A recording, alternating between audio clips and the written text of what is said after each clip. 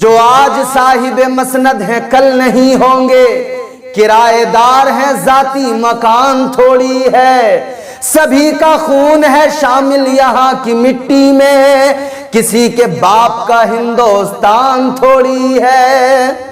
اور لگے گی آگ تو آئیں گے گھر کئی زد میں، لگے گی آگ تو آئیں گے گھر کئی زد میں، یہاں پہ صرف ہمارا مکان تھوڑی ہے۔ مہاراشٹر میں ایک سنکی ہے، اس نے دیکھا کہ شیو سینا کو ستہ مل گئی، شیو سینا نے سرکار بنا لی اور میں پیچھے رہ گیا۔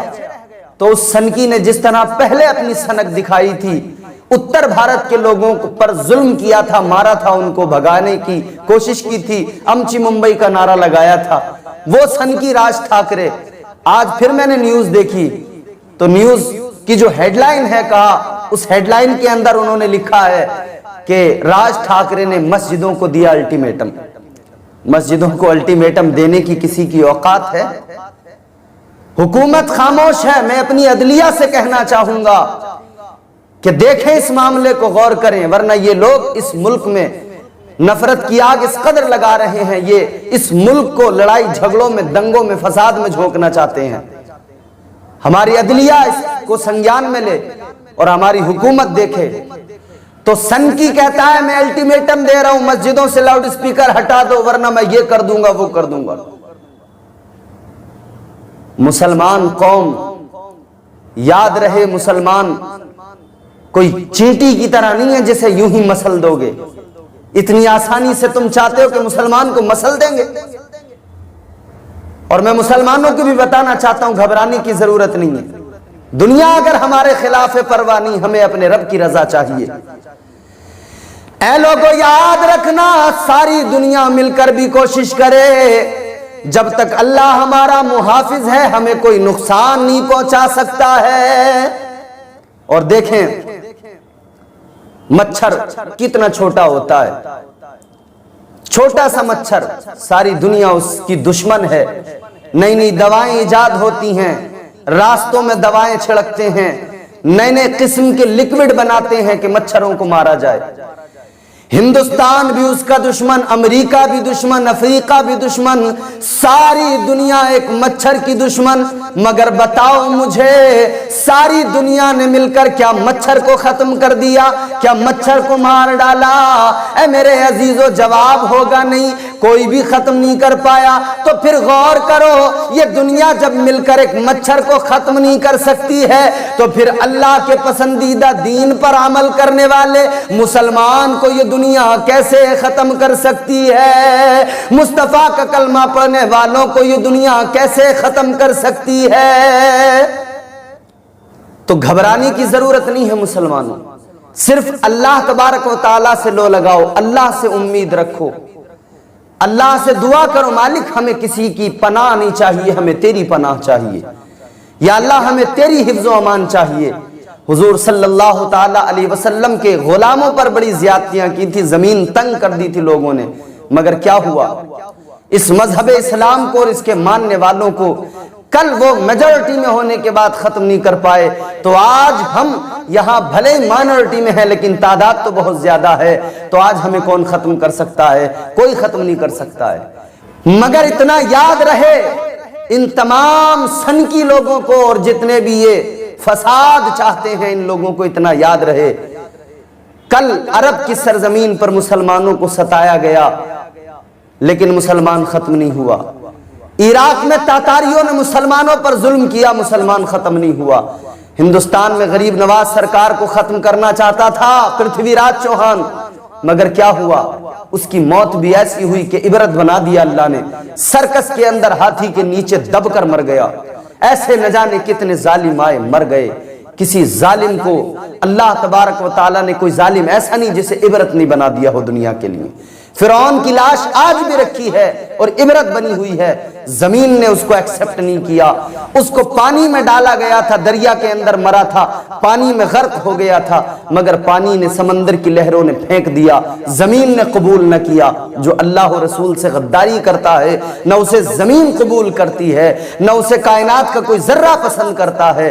یاد رہے مسلمانوں، صرف آج ضرورت اس بات کی ہے کہ ہم راہ راست پر آ جائیں، ہم متحد ہو جائیں، ہم اللہ تبارک و تعالیٰ سے اپنے گناہوں کی معافی مانگے اور پھر پروردگار عالم کی بارگاہ میں گڑ گڑا کے رو کے دعا کریں، سر جھکا کے اللہ کی بارگاہ میں کہیں مالک تو ہی ہے ہمارا محافظ۔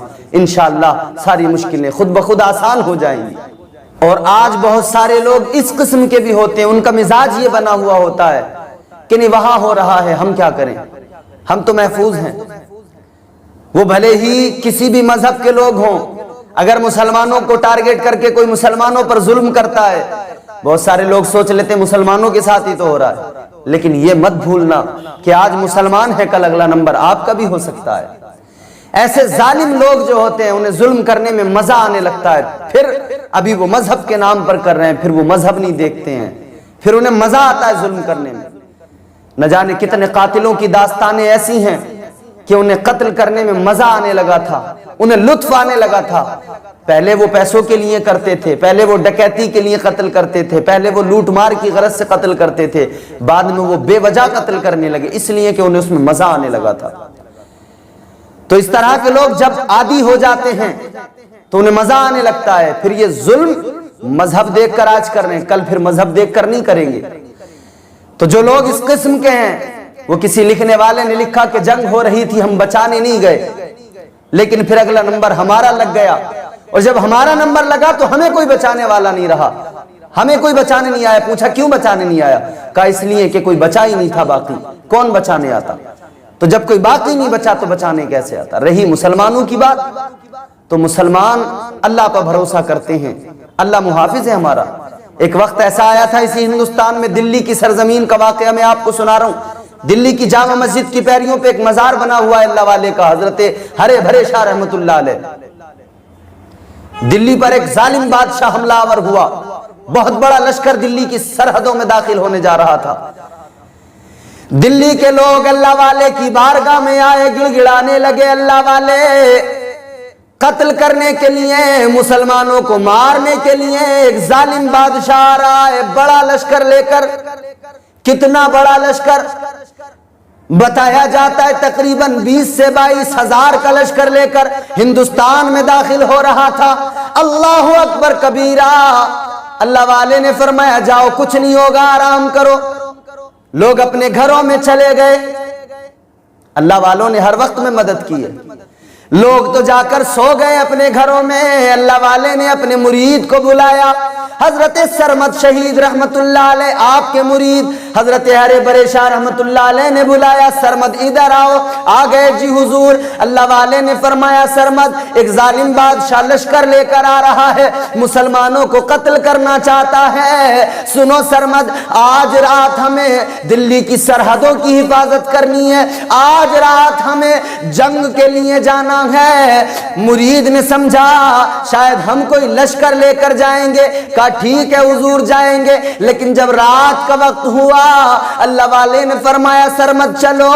مرید عرض کرنے لگے حضور ٹھیک ہے چلتے ہیں۔ جب چلنے لگے تو مرید نے کہا حضور اپنا لشکر کہاں ہے؟ اللہ والے نے فرمایا ہمیں لشکر کی ضرورت نہیں ہے، ہم جنگ کے میدان میں جا رہے ہیں، لشکر لے کر نہیں بلکہ تم اور میں دونوں جا رہے ہیں۔ مرید نے اتنا سنا حیران ہو گئے، کہنے لگے حضور وہ تو بڑا لشکر ہے، تلواریں ان کے ساتھ ہیں۔ اللہ والے نے فرمایا سنو، وہ تلواریں لے کر چلے ہیں اس لیے کہ وہ تلواروں پہ بھروسہ کرتے ہیں، ہم اللہ کی رحمت پہ بھروسہ کرتے ہیں۔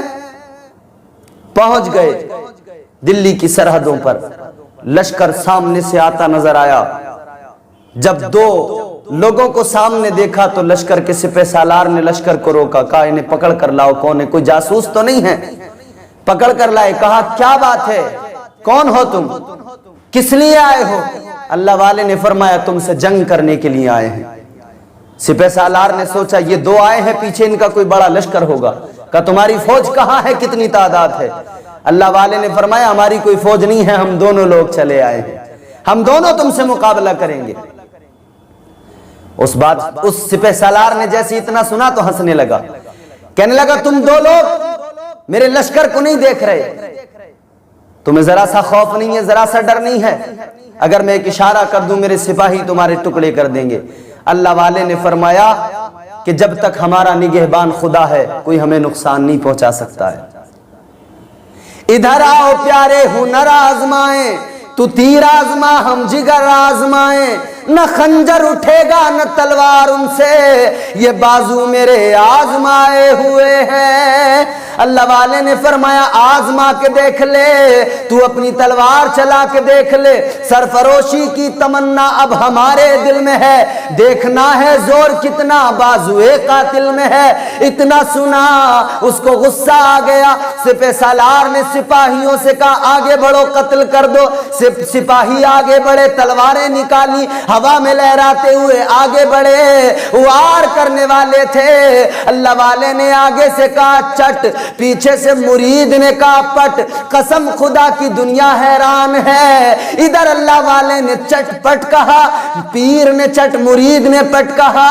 ایک لمحے کے اندر پتہ نہیں لگا اس لشکر کو زمین نے کھا لیا یا آسمان نے اٹھا لیا۔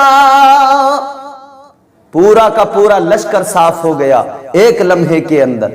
اللہ والوں کی چٹ پٹ کا یہ عالم ہے، دنیا حیران ہے یہ کون سا ایسا ہتھیار تھا کہ صرف آگے والے نے زبان سے چٹ کہا، پیچھے والے نے پٹ کہا، پورا لشکر ختم ہو گیا، پورا لشکر غائب ہو گیا۔ تو میرے عزیزو یہ ایمان کی طاقت تھی، جو اللہ پر بھروسہ کیا تھا وہ طاقت تھی۔ ایک لمحے کے اندر لشکر غائب ہو گیا، ایسا لگا جیسے زمین نے اس کو نگل لیا ہو، ایسا لگا جیسے آسمان نے اس لشکر کو اٹھا لیا ہو۔ تو مسلمانوں پر زیادتی نہ کرنا، مسلمانوں کو ستانا نہیں۔ میں راج ٹھاکرے کو جس نے الٹیمیٹم دیا ہے مسجدوں کو، میں اسے بتانا چاہتا ہوں نادان، تو جانتا نہیں ہے مسلمان کس قوم کا نام ہے، ابھی بھی وقت ہے، سنبھل جا سدھر جا۔ اور اس طرح کے جتنے لوگ ہیں، چاہے وہ کرناٹک میں ہوں چاہے وہ جہاں بھی ہوں، میں کہنا چاہتا ہوں مسلمانوں پر ظلم و زیادتی بند کرو، ورنہ یاد رکھنا مسلمان قوم ظلم نہیں کرے گی، بلکہ مسلمان بدلہ لینے خود کھڑا نہیں ہوگا، مسلمان کا بدلہ ہمارا پروردگار لے گا، ہمارا بدلہ لے گا تو ہمارا رب لے گا۔